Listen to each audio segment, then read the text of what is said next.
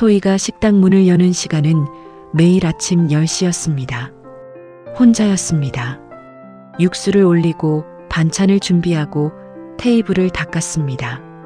누가 시켜서 하는 것이 아니라 소희가 정한 순서였습니다. 점심 장사가 끝나면 저녁 준비를 하고 저녁 장사가 끝나면 혼자 설거지를 했습니다. 처음 이 식당을 차렸을 때 주변에서 말렸습니다.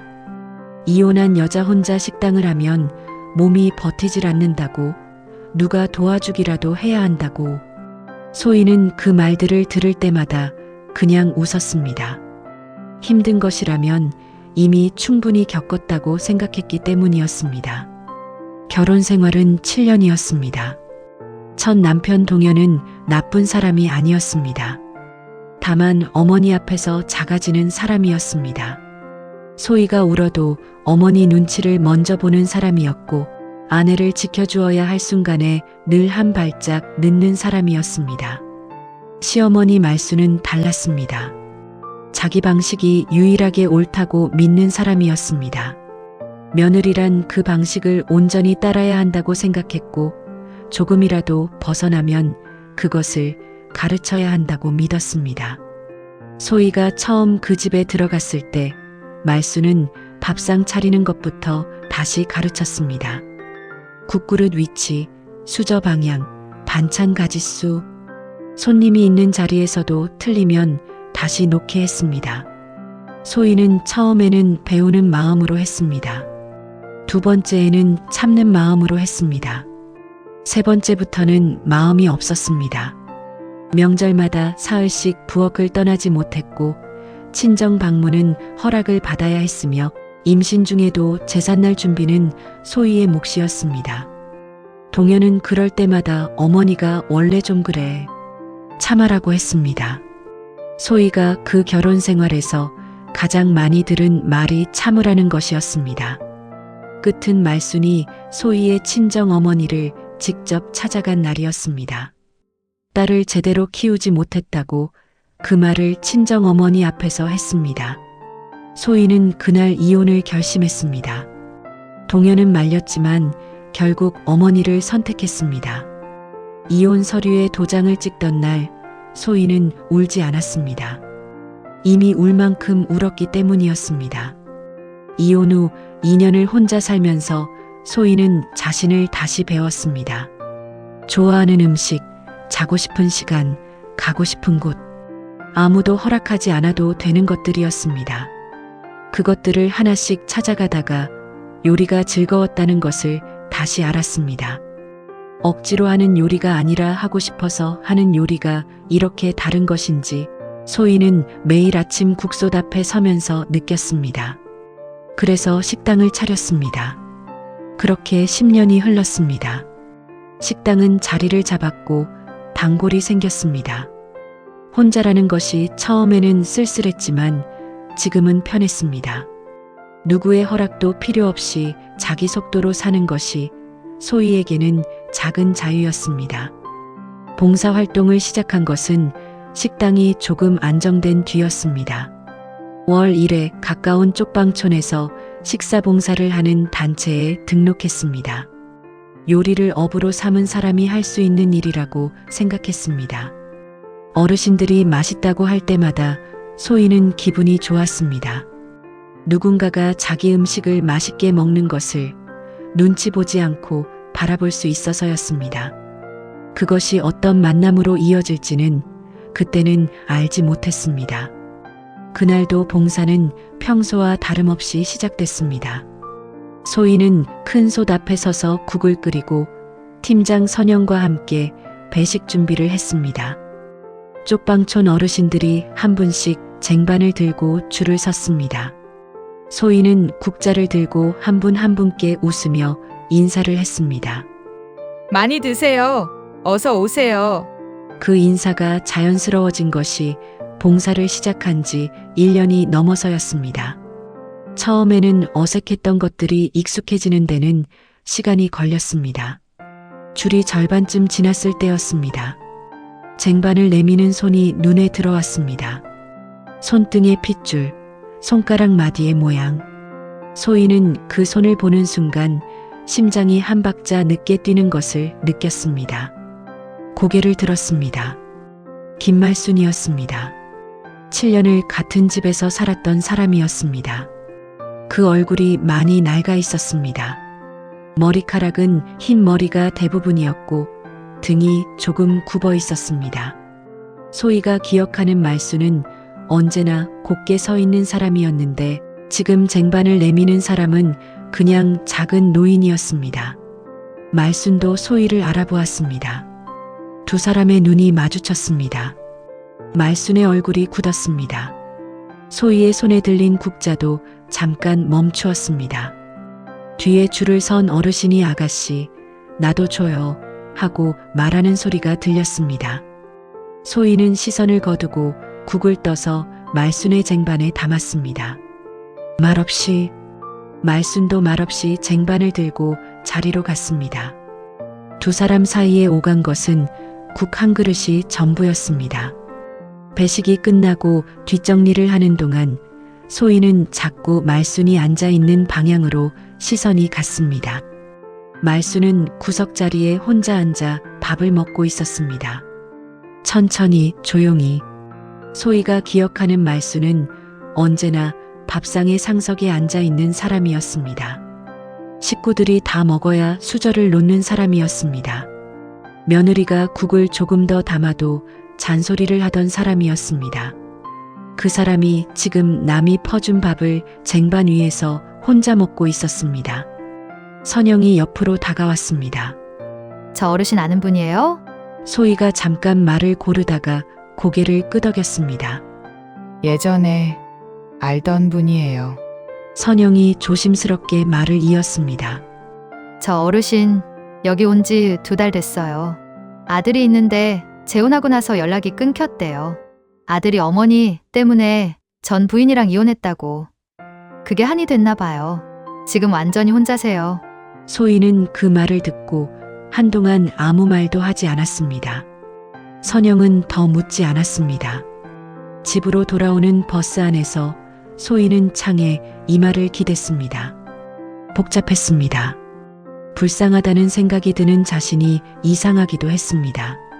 그 사람이 자신에게 한 일들이 지워진 것은 아니었습니다. 친정 어머니가 그 앞에서 당했던 것, 임신 중에 무릎을 꿇어야 했던 것, 남편이 결국 어머니를 선택했던 것, 그것들은 10년이 지난 지금도 흐릿해지지 않았습니다. 그런데 동시에 다른 것도 보였습니다. 아들에게 버림받은 어머니, 자신이 며느리에게 했던 것처럼 아들에게 당한 사람, 소희는 그것이 통쾌하지 않았습니다. 그러기엔 말순이 너무 작아 보였습니다. 쟁반을 내밀던 떨리는 손이 자꾸 눈앞에 어른거렸습니다. 그날 밤 소희는 식당 불을 끄지 않고 오래 앉아 있었습니다. 외면하는 것이 쉽다는 것을 알았습니다. 다음 봉사날에 모른 척 지나가면 됐습니다. 말순도 소희에게 먼저 말을 걸지 않을 것이었습니다. 그냥 국 한 그릇씩 오가는 사이로 지내면 아무 일도 없는 것처럼 될 수 있었습니다. 그런데 소희는 알고 있었습니다. 모른 척하고 나서 남는 찜찜함이 결국 자기 짐이 된다는 것을. 10년 전에도 그랬습니다. 말하지 않고 삭혔던 것들이 쌓여서 결국 소희를 더 오래 붙잡았습니다. 이번에는 그러고 싶지 않았습니다. 어떻게 해야 할지는 아직 몰랐습니다. 다만 피하지는 않기로 했습니다. 그것이 지금 소희가 내릴 수 있는 가장 정직한 결정이었습니다. 봉사를 다녀온 뒤로 며칠 동안 소희는 잠을 제대로 자지 못했습니다. 밤마다 말순의 얼굴이 떠올랐습니다. 배식줄에 서서 쟁반을 내밀던 그 손, 소희와 눈이 마주쳤을 때 굳어버린 그 얼굴. 소희는 그것을 지우려 했지만 지워지지 않았습니다. 잠이 오지 않는 밤이면 부엌에 나와 물을 마시고 다시 누웠다가 다시 일어났습니다. 그 손이 자신에게 했던 것들이 차례로 올라왔습니다. 명절 전날 소희의 손목을 잡아 끌던 것, 친정 어머니 앞에서 손가락으로 가리키며 말하던 것, 임신 중에 소희가 무릎을 꿇었을 때 외면하던 것. 기억들은 10년이 지나도 흐릿해지지 않았습니다. 시간이 상처를 없애준다고 했지만 소희에게 시간은 상처를 없애준 것이 아니라 상처와 함께 사는 법을 가르쳐 준 것이었습니다. 사흘째 되는 날 점심 장사가 끝나고 단골 어르신 점례가 마지막으로 남아 있었습니다. 점례는 소희의 식당을 오래 드나든 사람이었습니다. 말이 많지 않았지만 눈치가 빠른 어르신이었습니다. 밥을 다 먹고 나서도 자리를 뜨지 않고 소희를 바라보다가 말했습니다. 소희 씨, 요즘 얼굴이 왜 그래? 밥은 먹고 있어? 소희가 웃으며 잘 먹고 있어요 라고 했지만 점례는 자리에 더 앉았습니다. 말해봐. 나는 다 잊어버리니까 걱정 말고. 소희는 그 말에 웃음이 나왔고 그러다가 짧게 털어놓았습니다. 봉사 가서 전 시어머니를 봤다고, 아들한테 버림받고 혼자 쪽방촌에 지낸다고. 점례가 한동안 말이 없었습니다. 그러다가 천천히 입을 열었습니다. 소희 씨, 사람이 나이 들어 제일 무서운 게 뭔지 알아? 내가 살아온 방식이 그대로 내 노후가 되는 거야. 그 어르신이 며느리한테 한 것처럼 아들한테 당한 거잖아. 소희는 그 말을 듣고 아무 대답도 하지 않았습니다. 점례가 자리에서 일어나며 말했습니다. 근데 소희 씨, 그게 그 어르신 얘기만은 아닐 수도 있어. 소희 씨가 지금 어떻게 사느냐가 소희 씨 나중이 되는 거니까. 소희는 그 말이 무슨 뜻인지 바로 알았습니다. 외면하며 사는 것도 결국 자신에게 돌아온다는 것이었습니다. 점례가 돌아가고 나서 소희는 오래 앉아 있었습니다. 용서라는 단어를 생각했습니다. 용서한다는 것이 그때의 일을 괜찮다고 인정하는 것처럼 느껴졌습니다. 소희는 그것을 할 수 없었습니다. 하고 싶지도 않았습니다. 말순이 한 일들은 괜찮지 않았습니다. 지금도 괜찮지 않았고 앞으로도 괜찮아질 것 같지 않았습니다. 그것을 억지로 괜찮다고 말하는 것은 소희가 7년 동안 해온 것과 다르지 않았습니다.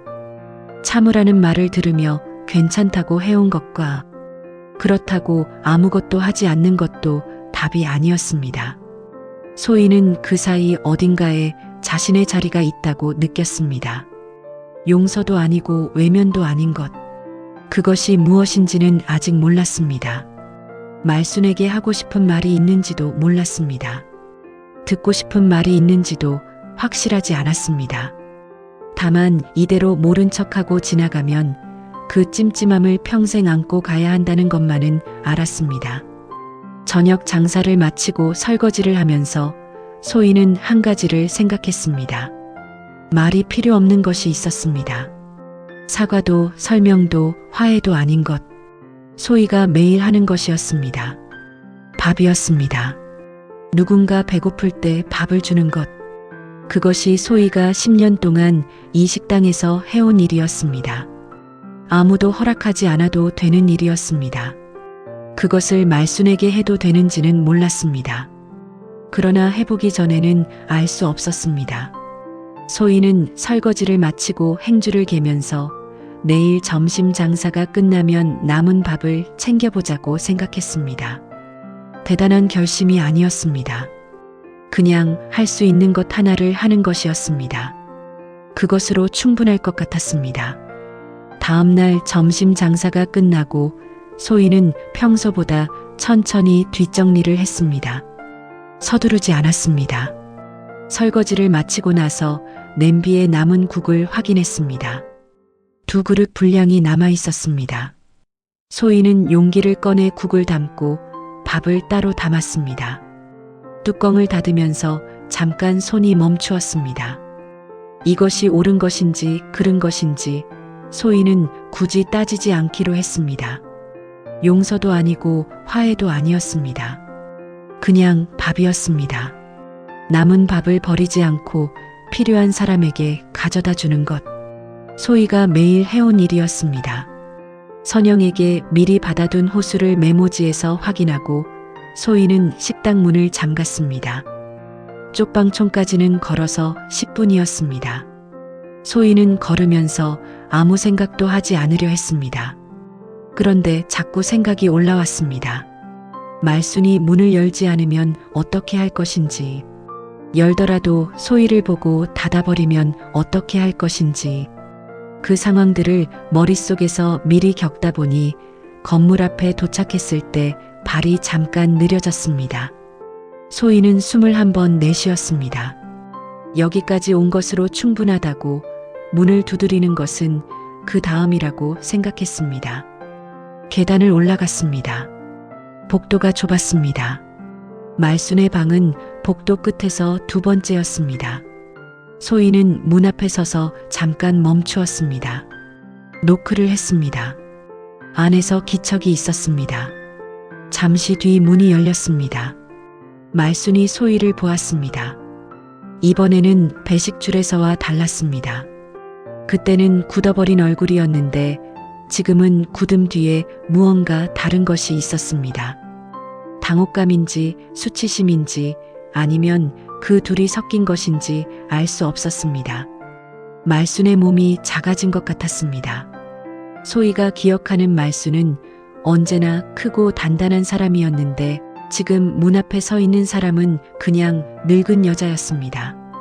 등이 굽어 있었고 실내복 차림이 헐거워 보였습니다. 소희가 용기를 내밀었습니다. 밥 가져왔어요. 드세요. 말순이 용기를 받았습니다. 손이 떨렸습니다. 두 사람 사이에 긴 침묵이 흘렀습니다. 소희는 더 있을 생각이 없었습니다. 할 말도 없었고 들을 준비도 되지 않았습니다. 그냥 밥을 두고 돌아가는 것이 오늘 소희가 할 수 있는 전부였습니다. 돌아서려는 순간 말순이 입을 열었습니다. 목소리가 갈라져 있었습니다. 오래 말을 하지 않은 사람의 목소리였습니다. 내가 너한테 너무했다. 소희는 그 말을 듣고 걸음을 멈추었습니다. 돌아보지는 않았습니다. 그 말이 사과인지 혼잣말인지 알 수 없었습니다. 오래 준비한 말인지 아니면 문이 열리는 순간 그냥 나온 말인지도 몰랐습니다. 다만 소희는 그 말이 자신이 오래 기다려온 것이라는 것을 알았습니다. 듣고 싶었는지조차 몰랐던 말이 드디어 나온 것이었습니다. 소희는 한참 그 자리에 서 있었습니다. 대답을 해야 하는지 몰랐습니다. 괜찮다고 할 수는 없었습니다. 괜찮지 않았으니까요. 그렇다고 괜찮지 않다고 말하는 것도 지금 이 자리에서 할 수 있는 말이 아니었습니다. 소희는 결국 짧게 말했습니다. 맛있게 드세요. 그것이 전부였습니다. 소희는 돌아서서 계단을 내려왔습니다. 눈물이 나올 것 같았지만 나오지 않았습니다. 그냥 가벼웠습니다. 오래 묵은 것이 조금 내려간 것 같은 느낌이었습니다. 가슴 어딘가에서 단단하게 뭉쳐있던 것이 조금 풀린 것 같았습니다. 골목을 걸어 나오면서 소희는 하늘을 올려다보았습니다. 흐린 날이었습니다. 그런데 이상하게 밝아 보였습니다. 소희는 걸음을 멈추지 않았습니다. 식당으로 돌아가야 했습니다. 저녁 장사 준비를 해야 했습니다. 육수를 올리고 반찬을 꺼내고 테이블을 닦아야 했습니다. 평소와 같은 순서였습니다. 그런데 오늘은 그 순서가 기다려졌습니다. 그 뒤로 소희는 일주일에 한 번씩 밥을 가져다 주었습니다. 특별히 결심한 것이 아니었습니다. 점심 장사가 끝나고 남은 것이 있으면 담았고 없으면 조금 더 만들었습니다. 거창한 것이 아니었습니다. 국 한 그릇, 밥 한 공기, 반찬 두어 가지. 소희가 매일 손님들에게 내는 것과 같은 것이었습니다. 다만 받는 사람이 달랐습니다. 말순은 처음 두 번은 문 앞에서 용기를 받고 바로 안으로 들어갔습니다. 말이 없었습니다. 소희도 말을 걸지 않았습니다. 밥을 두고 돌아오는 것이 전부였습니다. 그것으로 충분하다고 생각했습니다. 말이 필요한 순간이 오면 오는 것이고 오지 않으면 그것으로도 괜찮았습니다.